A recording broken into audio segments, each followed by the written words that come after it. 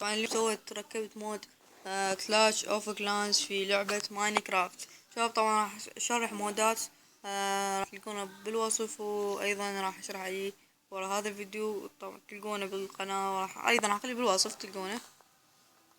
المهم شباب، هذا هو مود ماينكرافت. نروح من النهاية من الزاوية.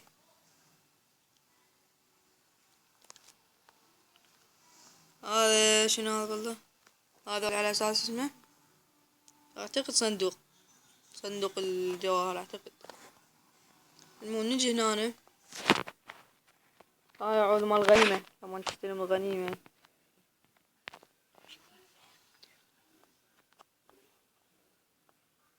هاي شباب عود مال الغنيمة، هاي لما تحصلون تلقاهن يعني على صفحة.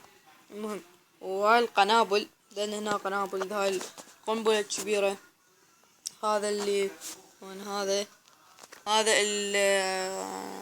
الكانون أو المدفع. هاي النار هنا. هاي التيسلا أيضا. هذا مستخرج الإكسير، مستخرج الإكسير الأحمر. هذا الكلان، وهذا أيضا المستخرج. شوف هاي الحمراء، هاي طبعا اسمه القنابل مال النفاخات. هاي الثكنات، هنا الثكنات شباب كلها بيكات صايرة. خليني اوريكم وجه البيكة شباب مال بيكة كل يعني. شباب طبعا المود جديد، مش جديد كلش جديد، يعني اخر اصدار بكلاش اوف كلانس. هسه نيجي على هذا برج الارشر، هاي اللي الدفاع الجوي. هذا طبعا شباب من بعيد مبين يعني عبالة صدق اللي هو هذا مخزن الاكسير. شوف باعوا هاون. هذا الاكسير الاسود مخزن.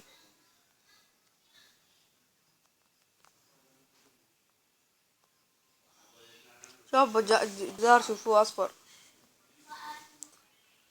وهذا التاون هول ليفل 8.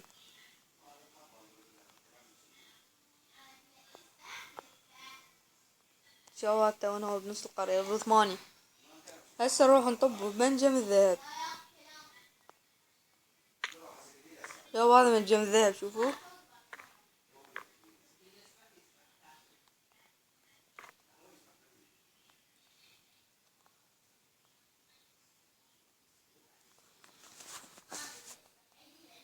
وهذا مستخرج الاكسير، راح اطب ببطنهن يعني هنا.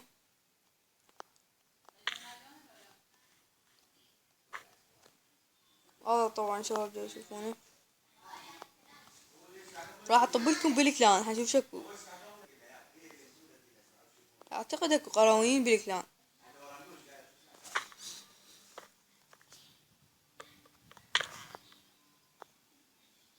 شو ماكو. طوال غرفة 20 نجوم.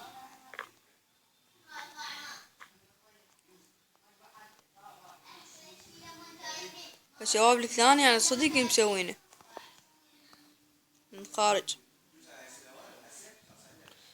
المهم هاي شباب كانت نهاية حلقتنا اليوم. راح اسوي مودات على ماين. هذا شباب هاي الطلي صاير بالخروف اكثر، البقرة صايرة بدال القروي زي ما يسوي. هذا المدفع والله خلي ادخل ببطن المدفع ونشوف شكو.